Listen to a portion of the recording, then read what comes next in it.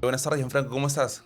Bueno, encantado de recibirlos aquí en el estudio Metro Estudio 23. Es el estudio en el que grabo mi podcast, así que hoy ya vamos a invertir roles y feliz de que sea así. ¿Qué tal? Cuéntame, ¿cómo así te inspiró a comenzar tu propio podcast? Bueno, en realidad fue en 2017, ya el proyecto tenía 4 años en ese momento.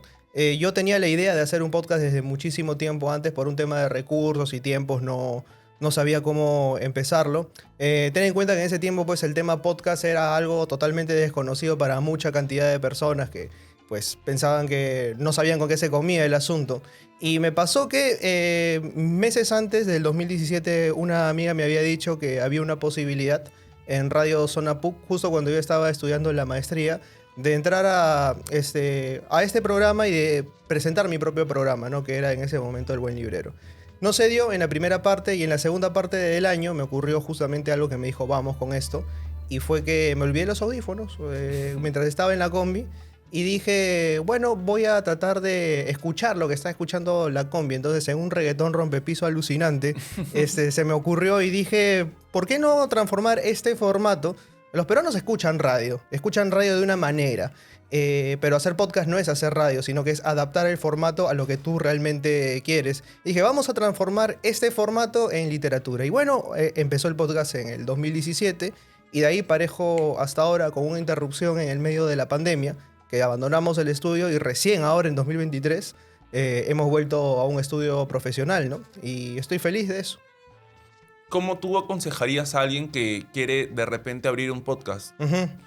Bueno, hay muchas formas. Por ejemplo, a partir de lo que me has dicho, saco un montón de conclusiones. La primera, por ejemplo, si eres un tipo al que le gusta la ciencia ficción o le gustan los relatos de terror, porque El Corazón delator es una historia de terror, o sea, trataría de entrar más en el universo de Edgar Allan Poe de repente. Mucha gente asume que nos van a gustar siempre los mismos libros, y no necesariamente es así. Una vez que entras a un autor, trata de agotar toda su obra. Y una vez que agotas toda su obra, por ahí vas a encontrar otras referencias, no sé.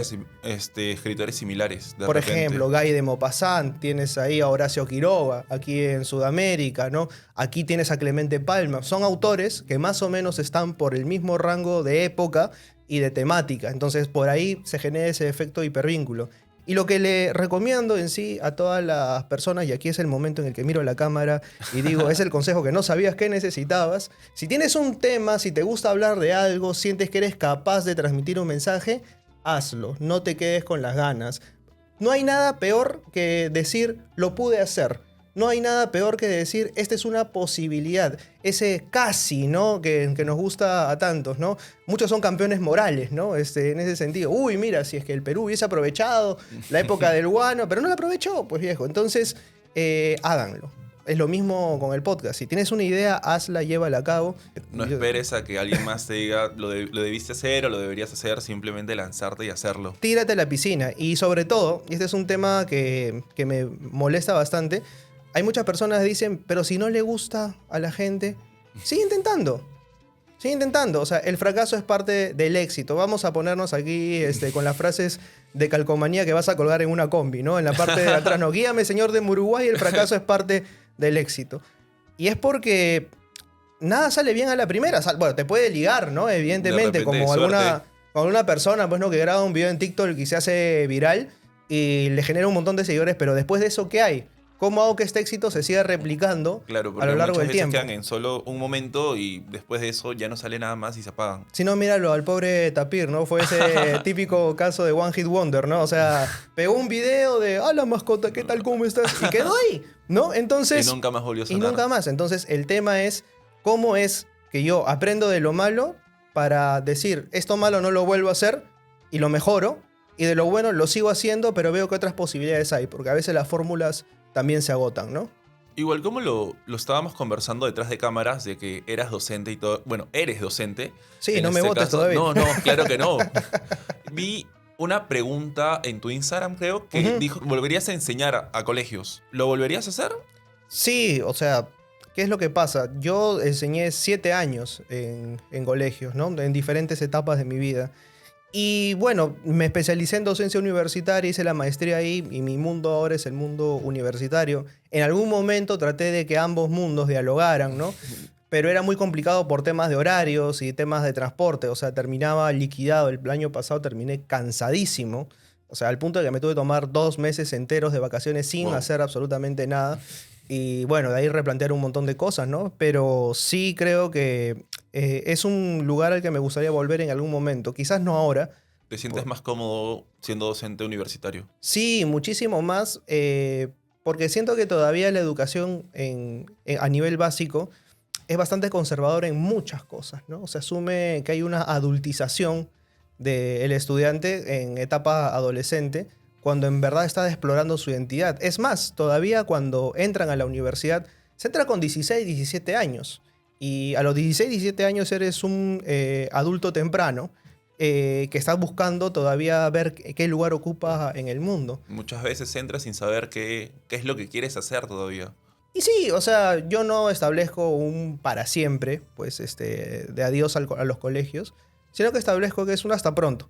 En algún momento volveré y volveré feliz y con toda la energía posible, ¿no? Que creo que eso es lo primordial. ¿Has recibido comentarios o feedback interesantes por parte de tus seguidores? ¿Cuál ha sido la reacción de tu audiencia haciendo podcast? Muchísimos, muchísimos. De hecho, el sábado me ocurrió una. Estaba caminando y veo que un señor me queda mirando y me queda mirando y me queda mirando y yo no sabía por qué me miraba y en la esquina, cuando ya estoy por cruzar, me volteé y me dice, disculpa, ¿tú eres Gianfranco de El Buen Librero? Sí, y estaba con sus 2 hijos y me dijo, siempre te vemos los viernes. Cuando yo veo ese tipo de cosas digo, ok, tienes una enorme responsabilidad, desde escoger a los invitados, la responsabilidad de que cada programa sea siempre una ruptura del techo que hiciste en el anterior, y la responsabilidad de saber que llegas a un montón de personas. Y ese montón de personas, tú no sabes lo que te dice la estadística. La estadística te dice, te vio una persona de San Miguel a las 10:20 de la mañana de tal distrito, y de tal lugar, y de tal nivel, efectivamente, ¿no? Pero esa persona lo puede estar viendo con más personas. Entonces, el discurso tiene que estar enfocado hacia eso, ¿no? Saber que tienes que decir algo importante. Eso también es una presión. Definitivamente, no Sí, siempre. de todas maneras. Pero muy aparte de sentir una presión, se debe sentir gratificante que estés por la calle, la gente te reconozca y te diga, oye, tú eres Gianfranco el Buen Librero. Debe ser muy chévere y debes sentirte una paz increíble. Saber de que estás logrando tus objetivos poco a poco. Sí, definitivamente, ¿no? Sobre todo porque sé que lo hago a través de un nicho que es completamente ignorado y que quizás no tiene la cantidad de vistas o la cantidad de popularidad que podrían tener otro tipo de contenidos. Pero se avanza, se hace todo camino al andar, como diría algún célebre escritor de hace muchísimo tiempo. Y sé feliz, ¿no? Yo lo disfruto. Cada programa lo disfruto. Cada conversación la disfruto. El día que la deje de disfrutar, ese día... Dejarás de hacer Sí. lo que estás haciendo. Sí, definitivamente. Y pasará otra cosa, no sé, ¿no? Algo que te apasione en su momento. Porque Exactamente. nada es para siempre. Nada es para siempre, efectivamente. El Gianfranco de hace 7 años con el Gianfranco de ahora, ¿tú notas algún cambio? Sí, muchísimos. Muchísimos. ¿Cómo cuáles? En principio, el Gianfranco de hace 7 años era un Gianfranco que todavía pensaba en el qué dirán. El mundo cultural está muy ligado al qué dirán. Siempre cuando inicias un proyecto es lo que siempre se pregunta uno en sí, ¿no? Sí, porque, a ver, los primeros videos ni siquiera yo aparecía. O sea, grababa el entrevistado, y eran entrevistas de 5 o 6 minutos, y decía yo, ¿por qué? Porque decía, si voy a aparecer van a decir que soy un figuretti. O van a decir, o sea, ¿qué autoridad tiene este chibolo para hablar? Pues claro, en ese momento tenía 26, 25 años, y en el mundo académico son todos mayores de 50. Y que un chibolo venga a hablarles de un tema que ellos dominan ampliamente, pero no saben comunicar, porque ese es el tema, se van a quedar en su nicho, en su torre de marfil, te van a putear y te van a decir de todo.